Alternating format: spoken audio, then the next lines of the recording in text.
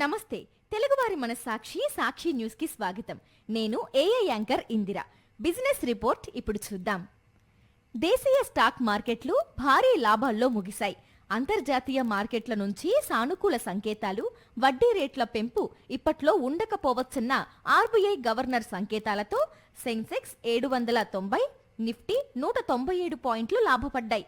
బీఎస్ఈలో మదుపర్ల సంపద దాదాపు 2 లక్షల కోట్ల మేర పెరిగింది. ఉదయం లాభాల్లో ప్రారంభమైన సెన్సెక్స్ ఓ దశలో 900 పాయింట్ల మేర దూసుకెళ్లింది. క్రూడ్ ఆయిల్ ధరలు మరింత పతనం కావడం, విదేశీ మదుపర్ల కొనుగోళ్లు వైపు ఉండటం పాజిటివ్ సెంటిమెంట్ కు కారణమైంది. ముఖ్యంగా ఐటీ, బ్యాంకింగ్ స్టాక్స్ లో కొనుగోళ్లు సూచీలకు దన్నుగా నిలిచాయి. దీంతో సెన్సెక్స్ 790 పాయింట్ల లాభంతో 76,991 వద్ద స్థిరపడింది. నిఫ్టీ 197 పాయింట్ల లాభంతో 24,021 వద్ద ముగిసింది.